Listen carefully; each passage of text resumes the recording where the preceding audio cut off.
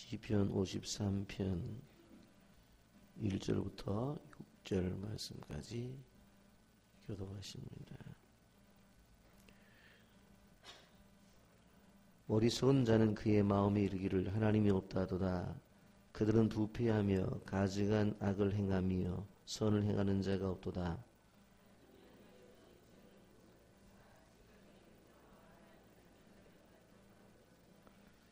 각기 물러가 함께 더러운 자가 되고 선을 행하는 자 없으니 한 사람도 없도다.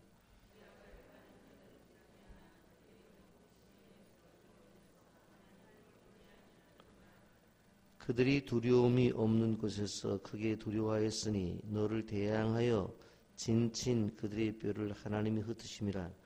하나님이 그들을 버리셨으므로 내가 그들에게 수치를 당하게 하였도다.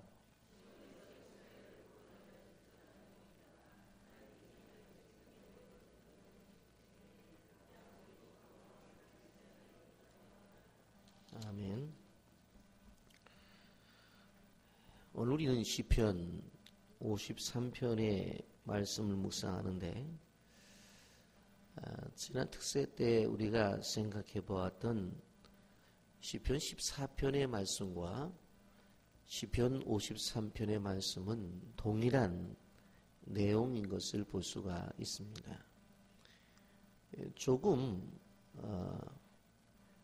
문장만 다르게 표현이 되었지 시편 14편과 53편의 내용은 동일합니다. 단지 표제어가 다를 뿐입니다.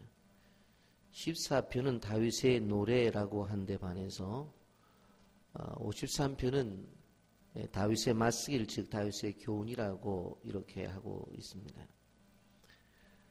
시편의 말씀은 기본적으로 노래이자 찬양이며 모두가 교훈적인 내용들이 있는 것을 볼 수가 있습니다.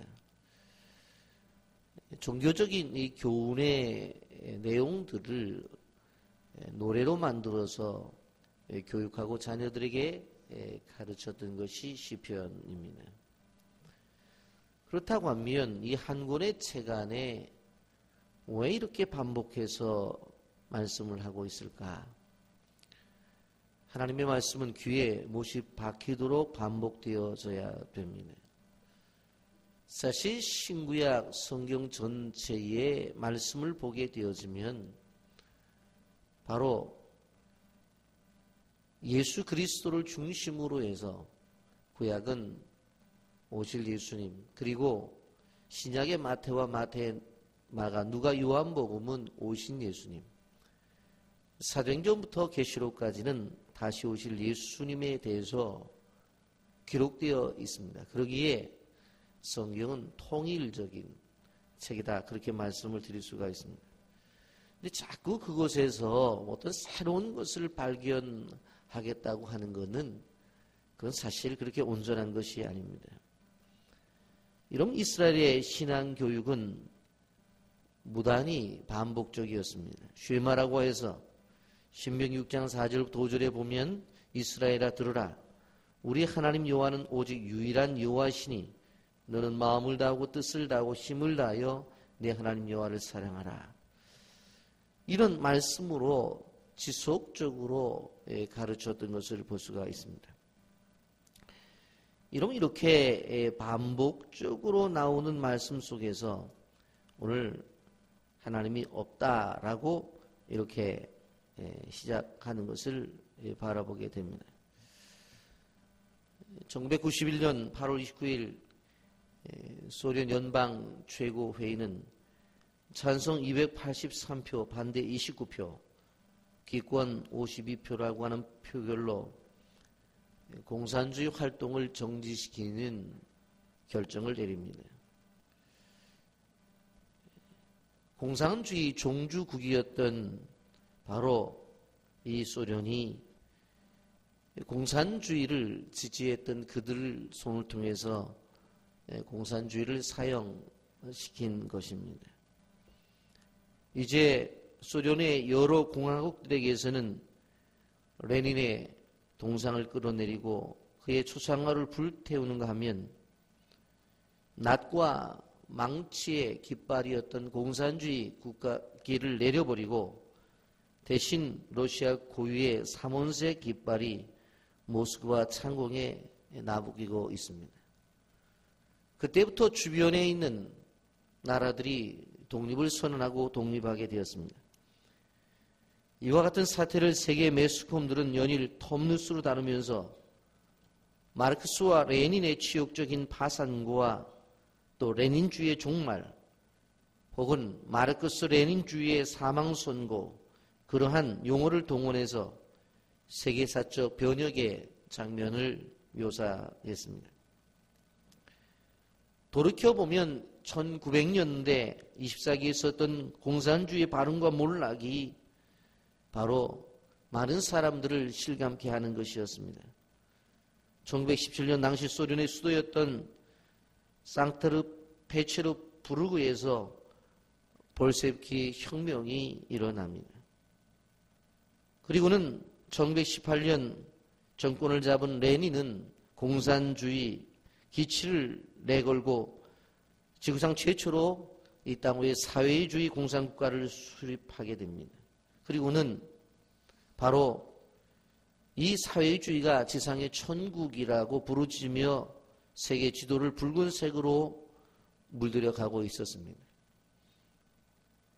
그런데 74년 만에 이 공산주의가 닻을 내리게 되어집니다. 공산주의의 가장 중심 사상 가운데 하나가 뭡니까? 하나님이 없다라고 하는 것입니다. 여러분, 오늘 본문에도 보면 하나님이 없다라고 하는 표현을 절절히 표현하고 있습니다.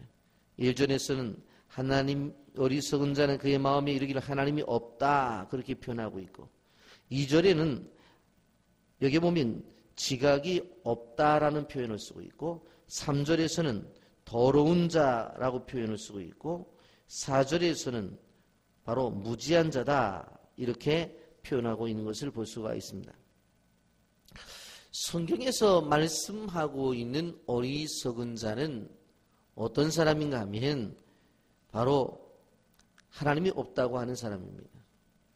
그 사람이 대학을 나왔느냐 나오지 않았느냐라고 하는 그리고 그 사람이 무슨 학위를 갖고 있느냐 없느냐라고 하는 그런 관점 속에서 어리석다라고 하는 표현을 쓰는 것이 아니라 하나님이 없다고 하는 사람이 어리석다라고 하는 것입니다.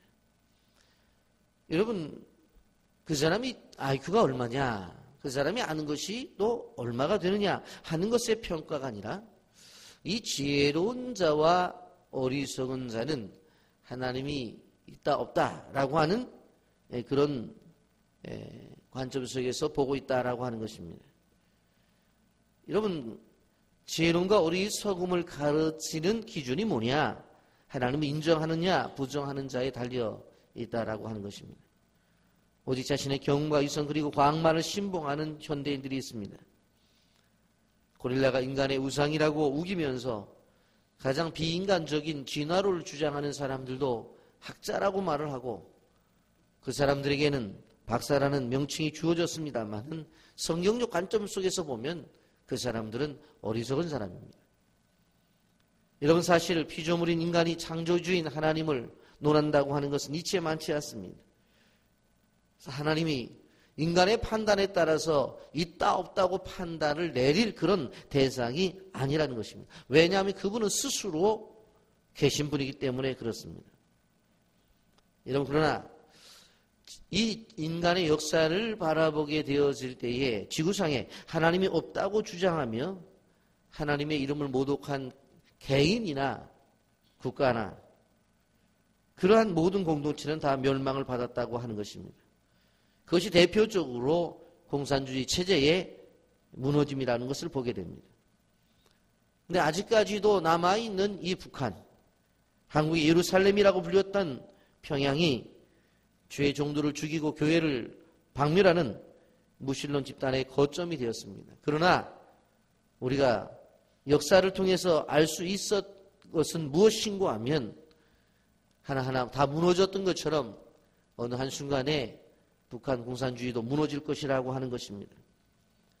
여러분, 하나님의 백성으로 특권을 행사했던 이스라엘 백성들이지만 우상을 숭배하고 하나님 경배하는 일을 등한히 했을 때에 바로 북방 이스라엘이 멸망을 당하고 후에 남방 유다도 멸망을 당했던 것을 볼 수가 있습니다. 그래서 그들은 결국 바벨론의 포로로 잡혀갑니다. 바벨론의 포로로 잡혀갔던 그들이 되돌아오게 되어지는 가장 큰 근거가 무엇이었는가 하면 바로 그들이 바로 하나님을 예배하는 것을 그리워하며 수많은 사람들이 바로 하나님의 예배의 장소인 성전의 회복, 그것을 사모했기에 하나님께서 70년 만에 그들을 회복시키셔서 수룹바벨 성전을 짓게 된 것을 볼 수가 있습니다. 이런 그 후에도 예수님을 십자가에 못 박게 한 그 죄값으로 AD 70년 바로 티토 장군에 의해서 예루살렘 도성이 무너지게 되어지고 이스라엘 민족의 순환의 역사는 지속된 것을 볼 수가 있습니다. 실질적으로 하나님의 심판이라고 하는 것은 어디에 기준을 두고 있느냐 하면 하나님의 존재를 인정하느냐 부정하느냐 그곳에서부터 시작이 된다고 하는 것을 우리는 알아야 되는 것입니다. 여러분, 이러한 말씀을 생각하면서 우리는 소망적인 말씀 보게 됩니다. 2절 너무나 귀한 말씀이기 때문에 다 같이 한번 읽어보게 합니다. 다 같이 봅니다. 하나님이 하늘에서 인생을 굽어 살피사 지각이 있는 자와 하나님을 찾는 자가 있는가 하려 보신즉. 오늘 우리는 2절 말씀에서 은혜와 위로를 찾는 것을 볼 수가 있습니다. 세상 속에서 이렇게 하나님의 존재를 부정하는 사람들이 있는 세상을 하나님께서는 하늘에서 사람들을 굽어 보신다고 했습니다. 여러분, 우리가 그냥 읽을 때는 몰랐는데 기도하면서 이 말씀을 묵상하니 이 본문 자체가 우리에게 얼마나 큰 소망인지 몰라요. 무슨 말씀입니까? 하나님께서 사람들을 내려다 보신다는 겁니다. 하나님께서 지금도 우리를 살펴보신다고 하는 것입니다. 오늘 이 말씀을 통해서 우리가 기억해야 될 것은 우리가 이 세상을 살아가면서 우리가 혼자 있는 것이 아니라 늘 내려다 보시는 하나님의 눈길 아래 우리가 있다라고 하는 것입니다. 여러분, 놀이터에 어린이가 놀 때에 늘 부모가 그 노는 아이들을 바라봅니다. 그래서 순간순간 어린아이는 엄마가 있는지 아니면 할머니가 계신지 하면서 바라보며 안심을 하고 계속 놀이를 할 수 있는 것과 마찬가지로 우리가 혼자 이 세상을 살아가는 것이 아니라 바로 고난과 고통이 있다 할지라도 하나님께서 우리를 굽어보시고 계신다는 사실을 기억하시기를 바랍니다. 나의 삶의 현장에도 바라보고 계세요. 우리 가정도 바라보고 계세요. 교회 건축의 현장도 주님께서 굽어보고 계신다는 말씀입니다. 여기에서 우리는 무엇을 느껴요? 하나님의 사랑을 느끼는 거예요. 너무나 구체적으로 말씀하시잖아요. 굽어보시고 계신다고 말씀을 했어요. 그런데 여기에 보면 굽어보는데 어떤 사람을 보시고 계세요? 여기에 보면 지각이 있는 자와 하나님을 찾는 자가 있는가 보려 하신지 그랬어요. 하나님을 찾는 자가 있는지, 하나님을 찾는 자가 있는지. 그래서 하나님께서 정말 우리를 찾을 때 어떤 사람을 찾아요? 하나님을 찾는 사람, 주님을 사모하는 사람, 그 하나님을 바라보는 사람, 그 사람을 찾는다는 거예요. 여러분, 우리가 늘 이렇게 새벽에 나와서 하나님을 찾기 때문에 하나님을 찾는 자를 찾을 때 우리가 손을 흔들면서 하나님을 찾는 사람이 바로 여기 있습니다 라고 그렇게 얘기할 수 있는, 외칠 수 있는 것이 얼마나 큰 행복인지 몰라요. 하나님 찾는 사람이 바로 저입니다. 하나님 찾는 사람이 다른 데 있는 게 아니라 바로 여기 있습니다. 그렇게 한다는 거예요. 러시아의 반체제 작가인 솔제니친이 러시아에서 실망을 해서 미국에 망명을 하게 됩니다. 그가 돌아가면서 서방 세계에 대한 경고라는 책을 쓰게 되는데 그 책에서 이러한 내용이 있습니다. 나는 러시아의 혁명사만 50년 연구한 사람이다. 공산주의가 들어오면서 6천만 명의 엄청난 희생자를 냈는데 그렇게 된 이유가 도대체 뭐냐고 묻는다면 한 가지, 러시아 사람들이 하나님을 잊어버렸기 때문이라고 나는 답을 할 수가 있다.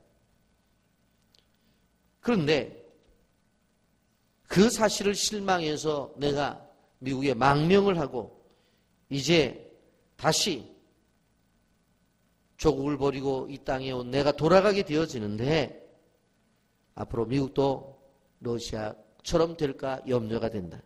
이유는 하나님을 잘 믿는 나라고 해서 미국에 왔더니 실제 사람들을 하나님을 믿지 않더라라고 그가 그런 이야기를 하고 돌아갑니다. 여러분, 하나님을 찾는 자를 하나님이 바로 찾으신다는 사실을, 굽어 살펴보신다는 사실을 기억하시기를 바랍니다. 이러한 상황 속에서 단식의 기도를 드립니다. 6절에 보면 시온에서 이스라엘을 구원하여 줄 자 누구인가? 도대체 이스라엘을 구원해 줄 자가 도대체 누구인가? 라고 그렇게 외쳐요. 이 백성들을 구원해 줄 사람이 누구냐라는 거예요. 지금 무슨 얘기입니까? 지금 너무나 힘들고 어렵기 때문에 구원해 달라는 이야기입니다. 여러분, 우린 때때로 힘들고 어려울 때 하나님이 계시지 않는가 하는 그런 생각을 할 때가 있어요. 그렇지 않습니다. 문제는 우리가 하나님을 찾지 않기 때문에 그래요. 하나님은 늘 우리를 굽어보셔요. 누구를 찾아요? 바로 하나님을 찾는 자들을 찾는 것이에요. 예레미야 29장 13절에 이렇게 말합니다. 너희가 온 마음으로 나를 구하면 나를 찾을 것이요 나를 만나리라. 온 마음으로 나를 구하면 나를 찾을 것이요 나를 만나리라고 그렇게 말씀했습니다. 다른 걱정하지 마세요. 주님을 열심히 찾으면 된다는 사실을 기억하시기를 바랍니다. 그런데 오늘 말씀을 보면서 한 가지 우리는 기억하고 넘어가야 됩니다. 실천적 무신론자들이 교회 안에 너무나 많이 있다라고 하는 것입니다. 어제도 잠시 말씀을 드렸습니다만은 이 하나님의 말씀은 바로 밖에 있는 사람들을 위해서 한 말씀이 아니라 하나님을 믿는다고 하는 백성들, 소위 우리식으로 말하면 교회 안에 있는 사람들을 향해서 주신 말씀이에요. 머리나 입술로는 하나님을 인정해요. 그런데 삶으로는 인정하지를 않아요. 여러분, 고대 이스라엘 사회에서 하나님을 믿지 않는 사람이 있을 수 있느냐? 없었어요. 그런데 오늘 성경은 하나님이 없다 하는 자가 있다고 말을 합니다. 이 시편이 하나님을 믿는 백성들을 향해서 쓴 성경인데 하나님이 없다고 말해요. 무엇입니까? 생각은 하나님이 있다고 생각을 해요. 입으로는 있다고 말을 해요. 그런데 행위로는 하나님을 부정하는 실천적 무신론자들이 오늘날 교회 안에 너무나 많다라고 하는 것입니다. 마치 하나님이 계시지 않는 것처럼 행동을 합니다. 하나님을 믿는다고 말을 해요. 그런데 삶의 내용에 가서는 살아있는 하나님을 믿지 않는다고 하는 거예요. 그런데 지금도 이 세상 속에서 하나님은 굽어 살펴보시는 거예요. 어떤 사람을 믿음을 가지고 하나님을 바라보는 사람, 신앙을 가지고 하나님 앞에 나오는 사람, 철저한 하나님을 위한 열정을 가지고 자신의 인생을 하나님 앞에 내놓는 사람, 그런 사람을 찾는 거예요. 여러분, 우리는 기억해야 돼요. 잘못하면 이론적인 유실론자가 될 수가 있어요. 삶으로 증명하지 않는 실천적인 무신론자가 될 수가 있어요. 교회는 다녀요. 직분은 받았어요. 그런데 삶의 내용을 보면 하나님을 향한 믿음이 없어요. 이것이 실천적 무신론자입니다. 그러므로 교회 밖에만 무신론자가 있는 것이 아니라 교회 안에도 무신론자가 있을 수 있다고 하는 것 기억하면서 정말 하나님이 굽어 살펴보시는 그 현실 속에서 바로 주님을 찾는 내가 여기 있다고 주님 앞에 나가 주님 만나는 귀한 주의 백성들이 되기를 예수님의 이름으로 축복합니다. 아멘.